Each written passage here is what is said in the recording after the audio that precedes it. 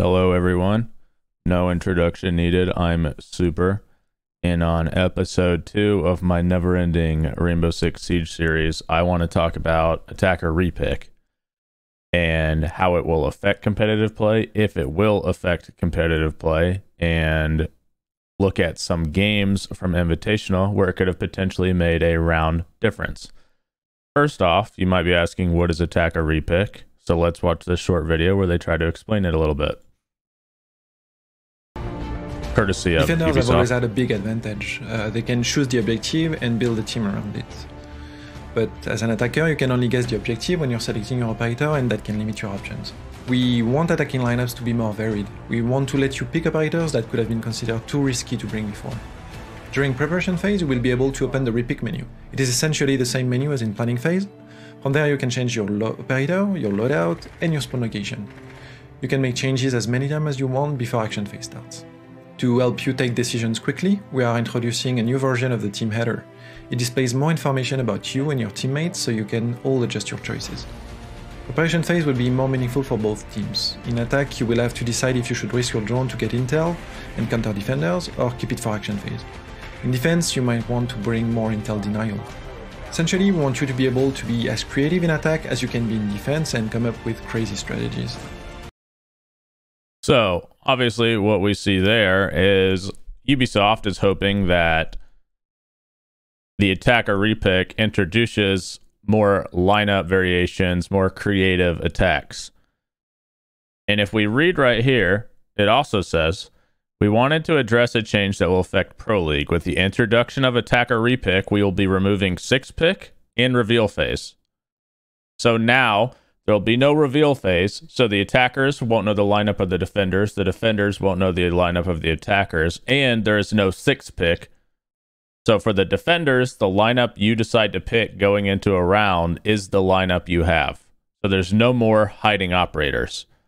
But now, the attackers will have the ability to effectively use a drone or two to drone out sight, to drone out setups, and then decide if they want to change 1, 2, 3, 4, or all of their operators based off of what they see.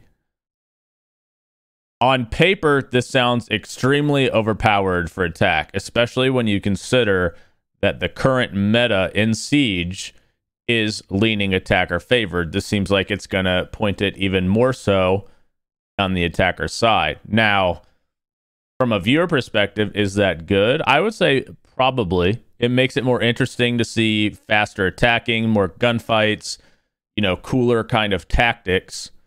But as a player, it adds a lot of stress and a lot of, I feel like you're taking a lot of strategy potentially out of defense because you already know they're going to see everything you have set up. So you might feel like you're forced to initiate more early gunfights. So I feel like defensively, we may lose a little bit of strategy. So I've taken some games, as you see up here, quite a few, from Invitational, where I feel like attacker repick could have changed the result of a round, potentially. The first game I want to start with is Damwon Kia against Navi on Clubhouse, where they are playing Bar. Navi had never played Bar, as I understand it, up until this point. And Damwon Kia obviously wasn't expecting this site. They're showing a Capital. They're showing a Montaigne. Twitch even. These are all operators where if you look at this on paper, you are assuming, as Damwon Kia, that they're going to be attacking Garage Cache Site. On the side of Navi, they're bringing Maestro. They're bringing Mute, they're bringing Valk, so they have a lot of intel operators. Now, they can definitely deal with this on the side of Damwon. They do have the Zofia. But if you're Damwon, you're probably not going to want to bring Capital. You're probably not going to want to bring Montaigne. I think Twitch is probably fine here. You want to switch these operators to something that potentially is more useful. So let's see how Navi set up the site and what Damwon could have done before this round based off of what they're seeing to potentially help them deal with the setup from Navi.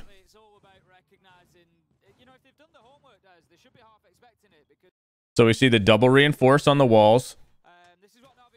Going to see Maestro Cam set up here. As we already see here, Na'Vi have no ADS of any kind, no Wamai. So maybe Damwon could bring more nades to be able to clear, to be able to get kills in sight, potentially. Also, no wall denial. So, you know, pretty much all you're going to need here is Thermite. Maybe you could bring Ace. And what do we notice right here? They leave con wall soft. So you could bring a sledge, you could bring a buck, and once you control this hatch, you don't really have to worry about it. Let's see what Damwon Kia do, because clearly they expected to be attacking Cash, and now they're attacking Bar.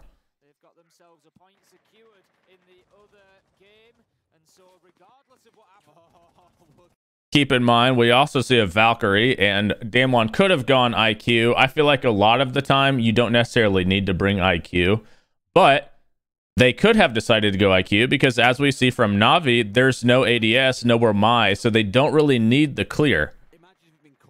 So an IQ could have potentially, honestly, been a good option.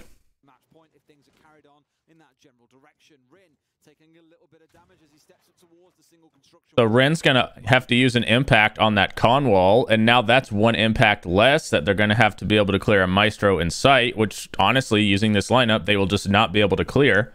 If they would have known, they could have gone Sledge, they could have gone Buck off of Montaigne or Capital, and then they would have been able to get the soft wall. Instead, Ren had to use an impact, so now they have one less clear for Malusi, for Maestro. And this Montaigne, honestly, is kind of useless for this site.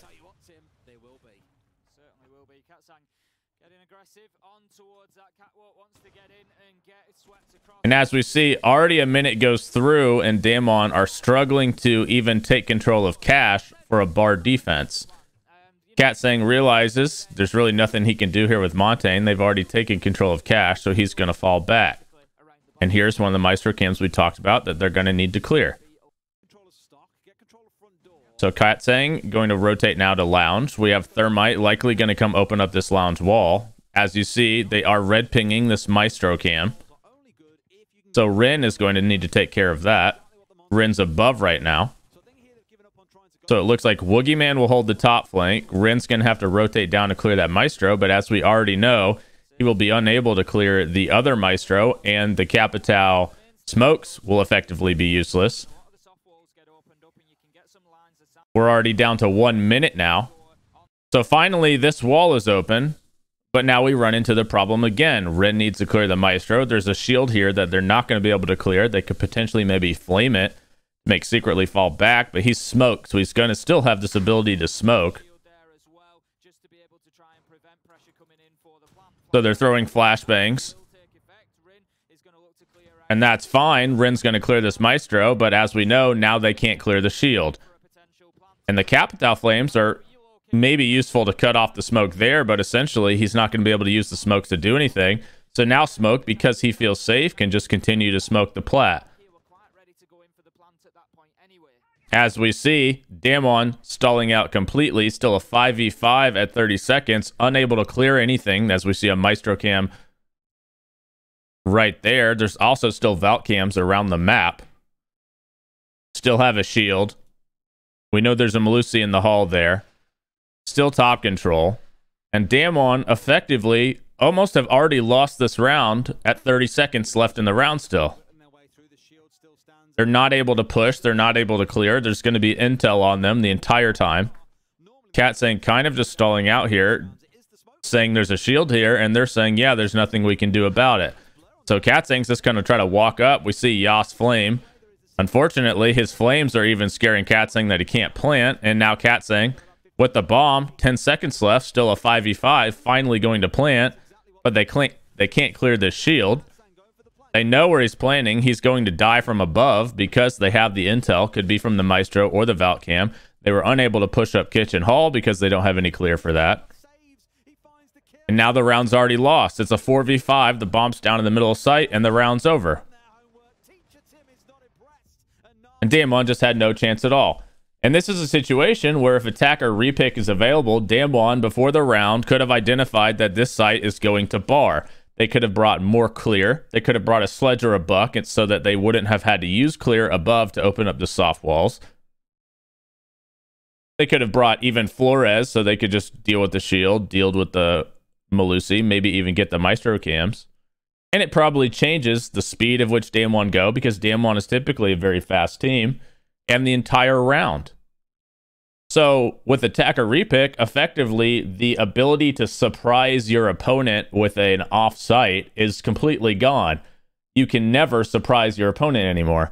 They will always be able to bring an adequate lineup for an off-site. So, you know, the surprise factor is going to be gone. So here, let's go to Clubhouse once again. This is against my team, Sonics, and we're playing Elevate. Clearly, as you can see from our lineup, we were anticipating them to do a basement roam here. Instead, they're doing a Bard defense. We have Grixer on Jackal to clear a roam, Kansan on Buck, because the Buck obviously can be useful for a, bucking kitchen. But what do we see that could be an issue here? We have Castle, Kansan instead of Buck, could have gone Sledge. We don't really have wall denial outside of the mute, so Yeti doesn't need to be on Maverick. We could probably just be fine with Thermite and Ace, or maybe only Thermite. And we see Nay with the Echo and the Shield. We see 2 bulletproofs, 2 shields. So maybe Yeti could have gone to Flores. Maybe Grixer could have gone to Flores. Maybe we could have gone to something with more clear to deal with these bulletproofs. Instead, we have a lineup which is built around us assuming that the site is going to be a basement roam, and now it's an awkward lineup for the Sonics. I would say priority, if you will, right? Very heavy objective, based objective. We had a very clear mind what they wanted to do, but rather getting kills because it's a lot more fun. So as you see, Kansan's just going to get immediately into Garage, but we're going to have to deal with these castles. And if you look at our lineup, we literally have no clear at all besides the aces. So these castles for us automatically are going to become an issue, where normally if it's just a basement roam, a castle isn't really a big deal. We also see the Aruni, which again, we do have a player, multiple players who are good on Yana. We could have brought Yana to deal with the Arunis as well. And so a minute goes by and we're still kind of moving along, trying to take what we can. Rexon's going to be able to open up this wall, and we're going to see the hatch is not even open, so we can hold top cash. But now we have to worry about sight. Yeti's maving a hole here, which is fine because Buck's already underneath. But ideally, he has a better useful operator to help us. Grixer with Jackal is essentially useless here, so he can potentially hold Kitchen Hall. But now we're going to have to get the wall here, deal with multiple bulletproofs, a shield, and Echo. And our lineup for this is just not good. We have 0 ability to clear any cams or the shield besides the 2 nades that Yeti has. And as you see here, we're going to stall out because there is a mute right now on this wall. We don't have a way to get this castle open. So something as simple as a castle is preventing us from opening this wall because of the mute. I think this door is also Aruni gated. We're also unable to open up this castle on the pool table window that applies pressure, or this that cuts off a main stairs rotate. So something as simple as castle is completely derailing our attack and slowing us down. So now Rexon's going to have to rotate down with the ace to open up the castles for us. And as we see, Nay is echoing through Khan here, and he's going to see that Yeti is holding top by himself. So we finally get the castle, but now there's an Aruni on the gate. So Rexon's going to have to shoot the mute, but the Aruni gate, once again, is going to slow him down. And if we were able to open up this castle here, Nerix would have a much more difficult time opening it, which we're finally going to do. And at 40 seconds, finally, we're able to get to the wall. So now what becomes the problem? We have an Aruni gate here, 2 bulletproofs, and a shield still. Also, echo drones. As you see, we're trying to find the echo drone. I'm getting echoed, or sorry, Grixer's getting echoed, going to get spotted, and he's going to die. And so once again, we still cannot clear anything. We're going to have a hard time getting through the gate. Obviously, we have Kansan. He could just burn the gate, but we're unable to literally clear anything at all in sight. And now they're aggressing up off of the echo drone above because they know where Yeti is. So now we lose hatch control. So not only do we not have hatch control, we have no ability to clear anything in sight. And this round is effectively lost, even though it's a 3v3, a 4v3 even. It's lost because we have to push through and we just have nowhere to plant. We have no sight control, no vision control. And the round is essentially lost before it began because our composition is completely set up for a basement take and not to deal with top. If Yeti had a different operator with more clear, or Rexen had a different operator with more clear, or Kansan had Sledge with Buck, or Grixer had Yana with nades and a Gon, imagine how much quicker and smoothly this could have gone. With attacker repick, this situation for the Sonics would have never happened. We would have been able to bring a correct lineup. We would have had a Yana, we would have had a Sledge, we wouldn't need 3 hard breaches because there's really no wall denial instead of the mute, and that mute that was on the single lounge wall would have never been as big of an issue as it is. So once again, the element of surprise that essentially won Elevate this round would never have occurred. So once again, now we're going to go to the Sonics against Team Empire. This is 6-6. This is the first round of overtime. As you see, based off our lineup, we were a little reluctant to say that they were going to go basement. We thought it was possible. They go to gym. They had been having success on gym against us. They elected to go basement and look at our lineup. I can look at this lineup from Team Empire and automatically see that if I'm the Sonics, all I need is a Hibana. So I could have just gone Hibana instead of Thermite. Yeti could have stayed Hibana, and I could have taken Ying if we wanted to use Ying for basement, and then Grixer could have taken a typical operator for him, like a Finka or a Yana. Rexen could have stayed on Ace if he wanted to, so we could try to open up a church wall, or, you know, have just extra breach, or he could have gone a different operator.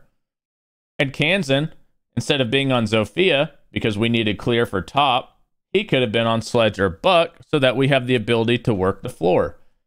Our entire lineup is based around a different site because the Sonics, as you guys know, we like to adapt and change our lineups based off of what we think is going to happen. Now, no team will ever be able to surprise us. The Sonics, as a team that likes to adapt, will always have the correct lineup based off of what you're doing. So being able to win rounds like Empire is going to win here, or like Elevate won previously, based off of surprising us and catching our lineup lacking, will never happen again. That's part of the game, part of the element of surprise and the strategy within the game. With attacker repick, this will never happen again. So let's go through the round and see how this plays out.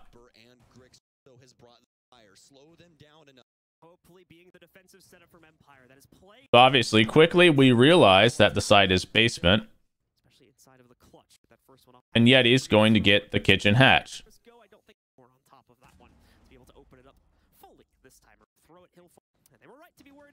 Cells. You can see Shepard priming it up, but never being given an opportunity to throw it. He'll fall back and save that for the descent.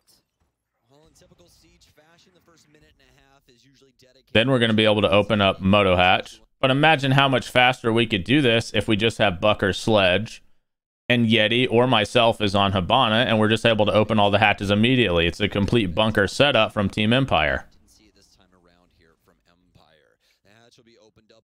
We also don't have Ace, which Rexen is usually playing.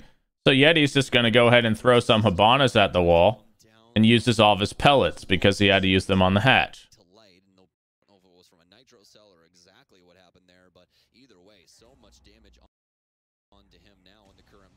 As we enter this last minute, the Sonics have quite a bit to do. Empire trained just slightly on you. So one issue you're going to see play out here is that I'm going to ask Kansan to impact the Ash Wall, which is the back armory wall, so that I can run in back armory and plant in the back side of armory.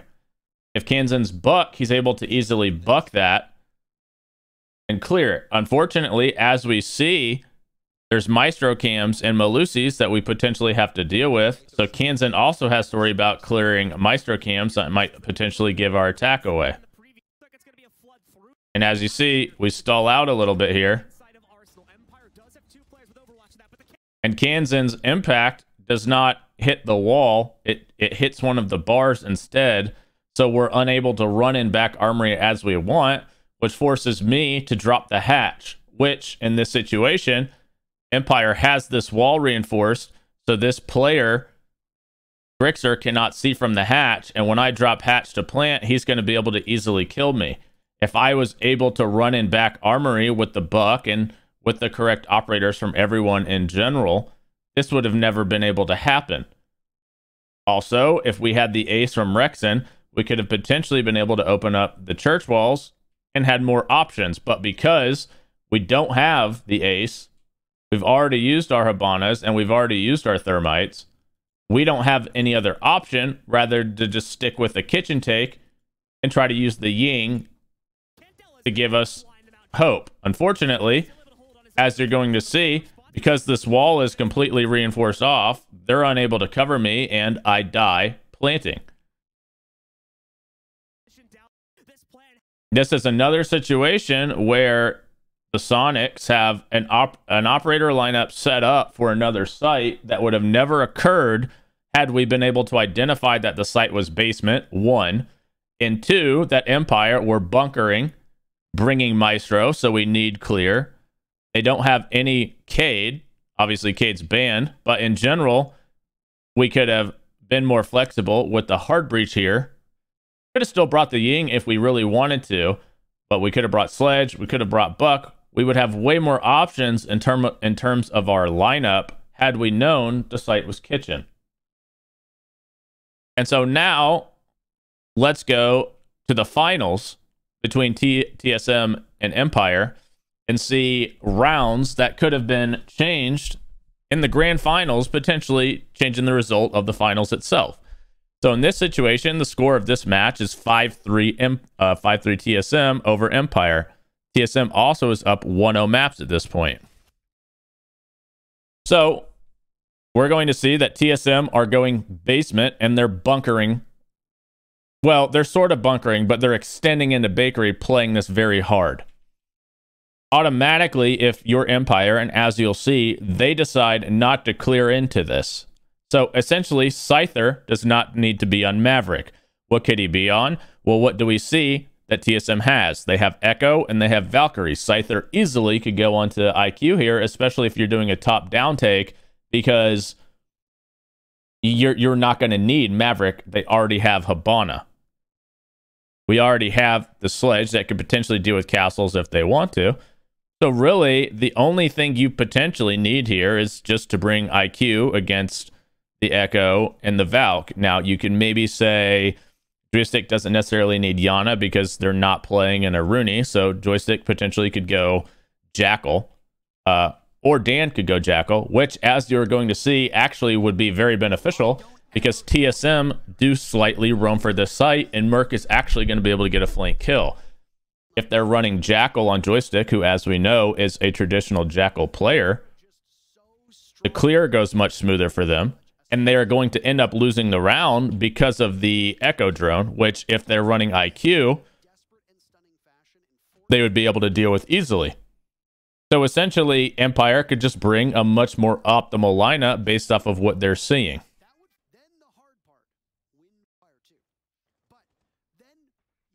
So as you see, Merc exposes right there, so immediately they know he's roaming.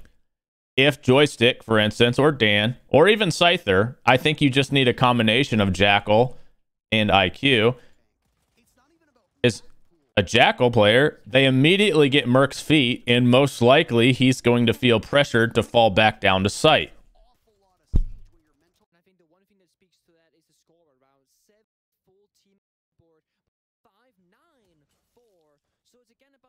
He doesn't do that, and he actually goes up top, so Scyther's going to be able to take out Bolo and give them a 5-4 advantage. But as we see, with the Val Cam, they still have the information and the Echo Cam. Merc is still above here, which, if they're running a Jackal, potentially they could have already cleared him out, scared him down to sight, and been able to establish flank hold. So Always is going to start sledging above. We don't know if they've dealt with all the Val Cams. Potentially they have, but we do know that Merc is about to kill Always, and that's going to eliminate some of the vertical pressure and nades for Team Empire.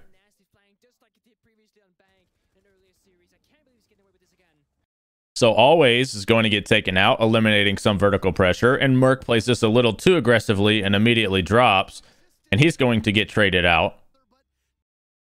But that makes the round much more winnable. You've now lost your sledge on a basement site, and Dan has no more breaches. Scyther does have his nades, but Mav, as we know, is basically useless in this scenario. Joystick's droning sight, and he's going to see it's clear, but what he can't see are the Echo drones that Chala is hiding to deny plant. In fact, we're not even sure that they realize there is an Echo.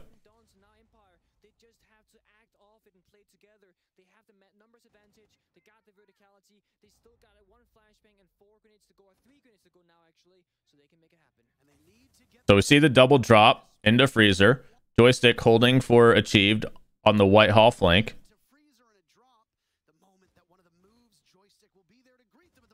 And he's going to get shotgun and even this up to a 3v3. But Shepard's still able to cover him. And Dan's going to come down red at some point here, and he's holding a cross in sight as well. Scyther's going to actually nade achieve, so that's the flank, that's the smoke player eliminated, and this is a 2v3 with 10 seconds against a Castle who is out of sight, basically trapped because he's by Whiskey, so he'd have to go through the double door, and Chala, who has no way to stop plant here besides the Echoes. And as we see, Empire have no idea about the Echoes. He gets distracted, and that allows Geo to run through, and he's immediately able to take the bomb down. But if Empire had recognized this at the start of the round, they have a completely different lineup. Maybe they have a Jackal to deal with the soft roam from TSM that Merc wouldn't be able to get a flank kill on. Maybe they have an IQ because they are playing against an Echo and a Valkyrie cam. They probably don't have Mav here, and potentially could bring something with more clear, maybe even a buck, so they have extra top down. And maybe this round, instead of going 5-6-3 for TSM, turns this game into a 5-4 game, and who knows how the rest of that map plays out. This is also a very momentum-based round, because it's essentially a clutch from Geo and Chala.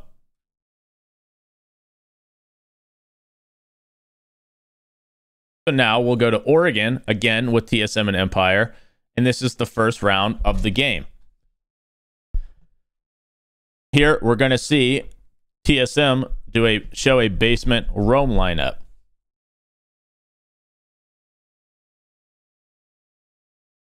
Immediately, we can see some issues with the lineup that Empire's bringing.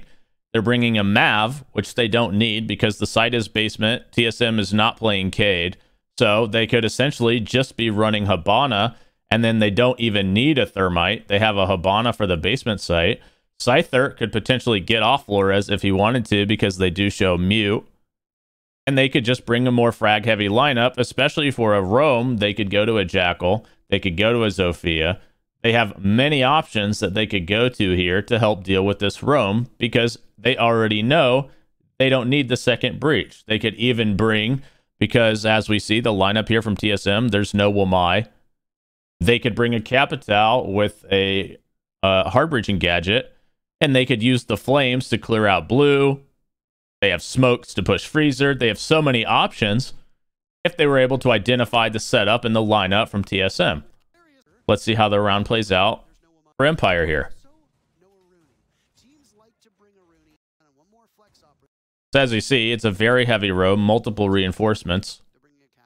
And TSM is using the mute, for the roam, which Empire would actually be able to identify with the attacker repick, so they would know the Flores would be probably pretty effective for clearing blue immediately. And if you clear blue immediately, all of a sudden that puts a lot of pressure on TSM to potentially fall back. They also are not bringing a sledge. We're seeing a castle. So instead of Dan having to waste one of his gadgets, his Gone 6, open a castle in blue, they could have potentially just had a sledge, and then he'll have the ability to still Gone something later in the round. Also, as you see, Dan's kind of scoping out blue here, but with the attacker repick, essentially they would already know what they're dealing with in blue and maybe have already made a decision if they want to push this fast off of Flores or something.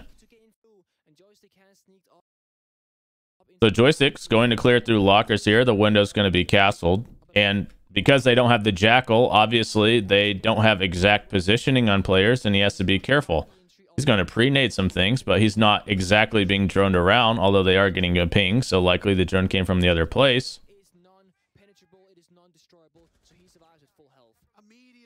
But, say Jackal was available, Joystick, we know, likes to play Jackal. Merc is essentially a dead man here. Getting Jackal trapped in kids just doesn't have a lot of options. And if you're running the sledge or to deal with the castle, sledge could come above and sledge above kitchen, and then all of a sudden, basically the entire roam is already shattered. Achieve, however, is going to end up being able to get a kill under, and Merc's going to be able to escape with his life, at least for now. And a round that could have gone completely different, essentially Merc probably definitely dying there. TSM gets the opening kill, and they're able to fall back off, and if they had the Jackal, they would know the location of these players if they fell back or where they went to, but instead, they have to face check everything. Joystick's going to die, and then all of a sudden, they just don't understand or know where the roam has fallen back to, and all of a sudden, it's too late. It's a 5v3, and TSM essentially have already fallen back to site.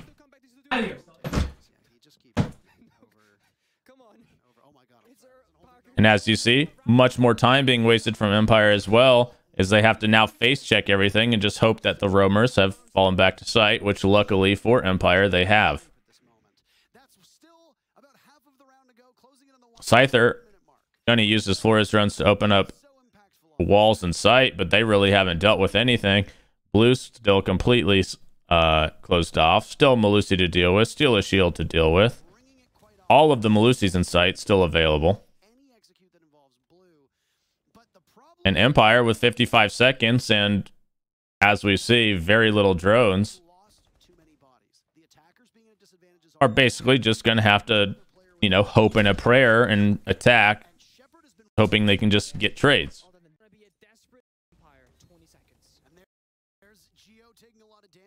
We're going to see the smoke come out, but there's still a smoke on the opposing team. Always just really unable to do anything here. Going to have to walk through Barb and a smoke. Scyther actually able to get a kill, but it's not going to matter. Even though the trades are going in Empire's favor, because they're down 5v3, it doesn't even matter. And Shepard's essentially locked out of sight. He can't do anything. But guess what's going to happen? You lose off time because it took you so long to clear the roam, and it took you so long to identify where the players or TSM were. If you have the attacker repick, immediately you're able to understand. We probably want a sledge to help here. We could just force pressure blue because we can open up the Melusis. If Joystick goes Jackal or Shepard goes Jackal, then you have much further, much quicker clear, and you probably don't go down in a 5v3. Again, another round that is going to go TSM's favor, that could have changed the outcome of this game. So now it's 4-3 Empire. Empire on their first attacking half. And we're looking at the line, or on their second attacking round, and we're looking at the lineup of TSM. Immediately, if you're TSM, you can also notice that Empire are not running a Cade. So what could you do? You already have a Hibana. Chala could go to something else. You also don't necessarily need the sledge, because here we see that Empire, they're not roaming. They're not doing really anything besides playing sight. What you potentially do need more of is clear, because we do have a Wamai, we do have a Jaeger, we do have an Aruni. We have bulletproof, shield, bulletproof, There's a lot of clear here for Empire. So what could TSM do? Potentially, they have Chala go to an operator that has burn. Maybe he could go Lion. Maybe he could go anything with flashbangs to potentially help a sort of clear here. Achieved, even if he wanted to, could drop the sledge and bring a more useful operator for the basement. Maybe a Zofia, so you have long-range clear for bulletproofs. Maybe a Flores, because as we see, Empire don't have mute, so Flores would probably be very effective in dealing with the kind of setup that they're going to see from Empire. Flores also has clear, which would make this much more efficient and give you long-range breach to deal with if you're TSM. So as we see, Empire playing a little aggressive to start off, but clearly not roaming. They're just going to fall back. And Geo's going to get all the hatches. Chala essentially just doesn't have to do anything. So his operator, again, imagine if he's Flores, based off of that, how much quicker the round could play out. So we're going to see Chala and Geo fall to blue here. But what does that mean if Chala, Geo, and Merc are in blue? It means that all of your flashbangs on your team are in blue, as well as Merc with the Yana. So these gates in the drop, all of a sudden, are not going to be able to be cleared because all of your clear is now blue. Imagine if you have Flores on Chala. Merc doesn't even need to be here. He could play box. Flores could open up this wall to give you the possibility to run through rather than potentially having to run through the gates, or Merc could just burn the gates himself. And they're going to have to burn here to deal with the Malusi that we see on the blue door. So that's one nade down, but they're going to clear that Malusi. And now they have to deal with the fact that they have very little clear, but they're dealing with a shield, smoke, Wamai, and Jaeger, as well as a Rooney Gates for the box drop. That's one flash out, two flashes out. And now all of the clear for TSM is gone. They managed to clear the shield with that. Actually, they didn't even clear the shield with that. So Merc is going to run in, but he assumed the shield was gone, and it wasn't, and he's going to die. And guess what? They don't have any box pressure because Empire knows they can't just drop the box. It's completely gated off. So now Merc is dead in blue. Yana's dead, so he can't burn gates. All of a sudden, this is a very favorite Empire round. Scyther definitely just getting too aggressive there, but that's okay. He's trying to help. He falls back. And essentially, even though this is a 4v5 with 45 seconds left, TSM have really already lost this round.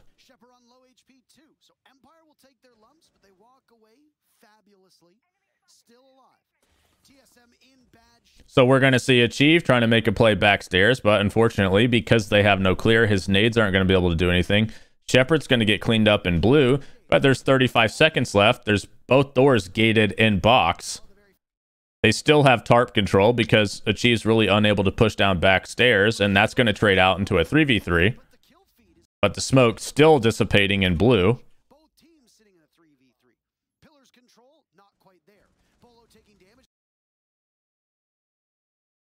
And what happens? Bolo has no chance but to try to make a play front side because they know they can't drop box, so he's going to die. And Geo's actually able to get a kill there to indirectly trade it, but now it's a 2v2. Achieved is still kind of stuck on the back stairs. And how are they going to get in sight here? Achieved's going to have no choice really but to sledge the wall so Geo can run in through the wall, or they have to push up the hall because they... And actually a smart play by Geo there. He's going to burn the gate with his Abanas.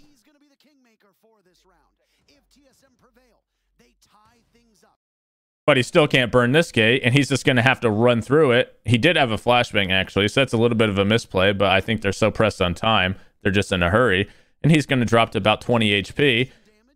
Achieve's trying to cover here, but Geo's just going to die to Freezer because now Achieved has to hold every angle. And as we said, the round was literally lost from TSM just based off of the lineup. If TSM had the ability to see the way Empire is holding this site, this situation never occurs. You could have people with the correct operators in the correct positions, and imagine how much smoother that goes. If you have Flores in blue, he can burn himself. He can clear the Malusis. He can potentially clear the shield. He can at least pressure blue, and then you have Yana on the hatch. Yana can burn the gates. You have extra flashbangs from Flores, so a Chief potentially has more ability to drop box or push back stairs, and the entire round plays out different. And finally, 7-7, this is the last map, and essentially the round that really won TSM the game. We're going to see Merc 6-pit to a clash here. And look at the lineup for Empire. They're running a Finka, they're running a Sledge, they're running a Yana, they're running a Zofia. So they do have the Zofia, which is useful in dealing with the clash. But what don't they have? They could be running Flores right here, because look at all of the burn they're going to have to deal with. There's Jaeger, there's Wamai, there's Clash. They have so much they're going to have to deal with. But they're only running 3 flashbangs. If they have Flores here, there's no mute. Flores could clear the Goyo shields. He could clear the ADSs even. He could clear Wamai. He could change the entire output of this round. You could even drive Flores's at the clash and potentially drop his shield up or make him have to move. In the majors, so Because a major's a major, an invite's a major, but invite's well, no. Think of how easy potentially, if Empire wanted to divert to a main stairs take here, it would be to just clear stuff on main with Flores and go. Oh my goodness. The entire round already could be different because Empire has the optimal lineup. Sorry, Flash. Merc is the second hold again to slow down Team Empire, and the only real on Sophia Empire has besides grenades is So we're going to see Yana check it out, and quickly he'll realize he doesn't really need Yana. They don't have an Aruni. He could be on a more useful operator potentially. Or always could be on a more useful operator because there's no vertical pressure they need here. They could just bring Flores, and essentially all of this is gone because Merc can't even shoot anything. If a Flores drone is coming, he's on a shield. And if he tries to get off his shield to shoot anything, guess what? He's going to die.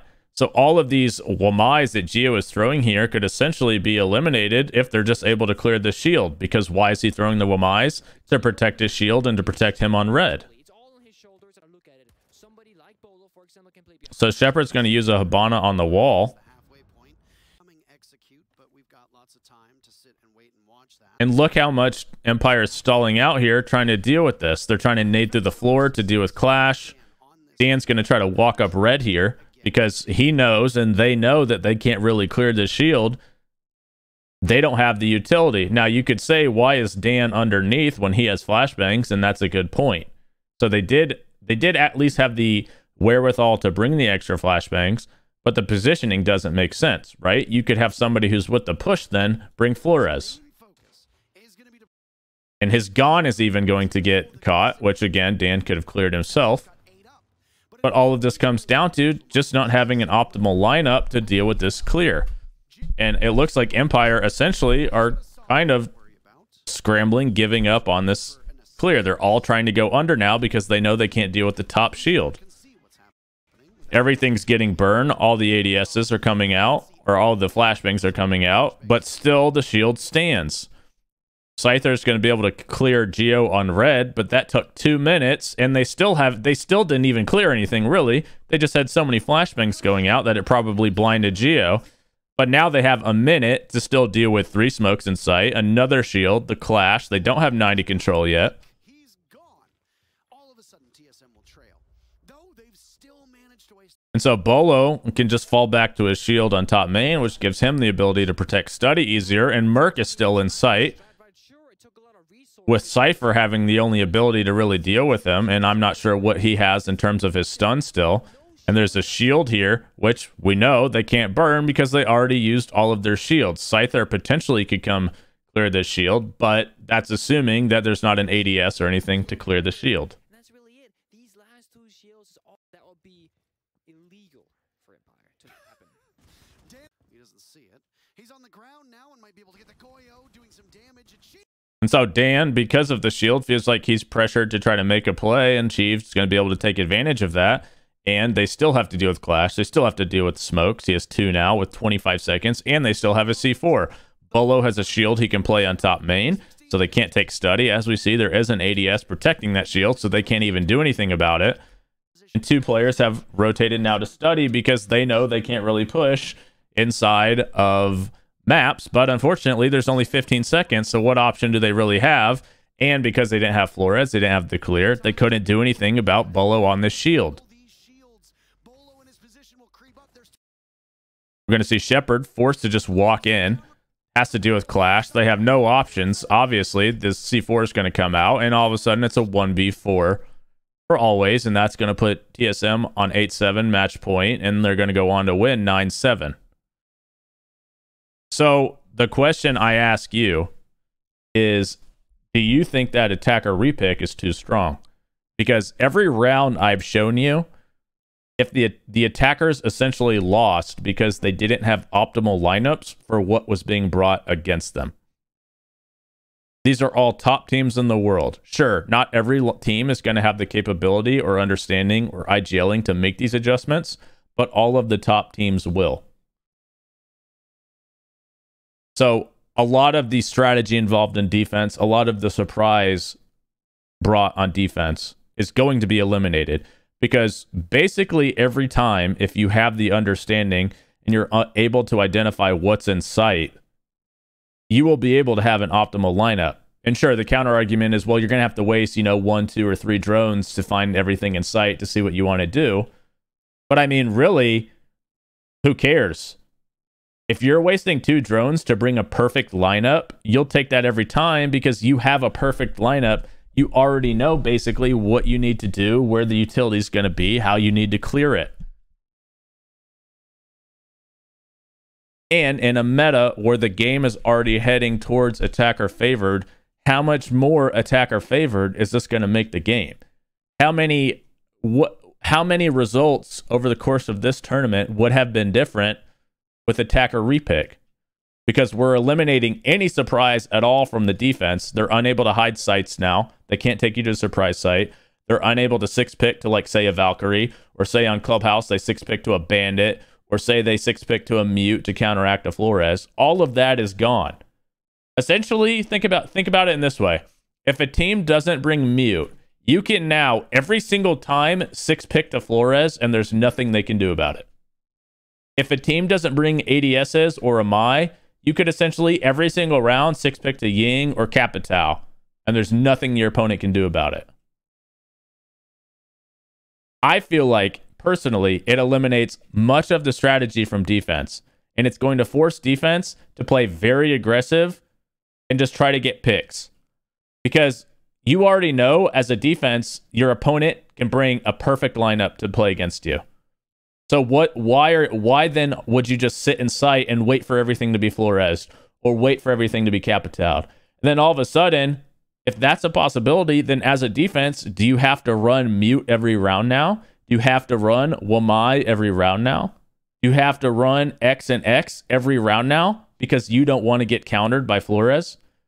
It takes much of the flexibility out of defense, and it puts all of the creativeness in the hands of the attack. And I don't think that's the way the game should be played. I think we're eliminating much of the strategy for defense. And for Ubisoft, they want to make it more even, right? They want the attackers to have a more varied lineup. They want the attackers to have more creativity. But I feel like they're not realizing the impact at a high level that is going to have on the defense, because now the defense has no creativity. Now the defense is forced to pick certain operators to deal with certain utility every single time, because they know if they don't, all of a sudden the attack can just go Flores Ying on you and there's nothing you can do. Let me know what you guys think in the comments. See you later.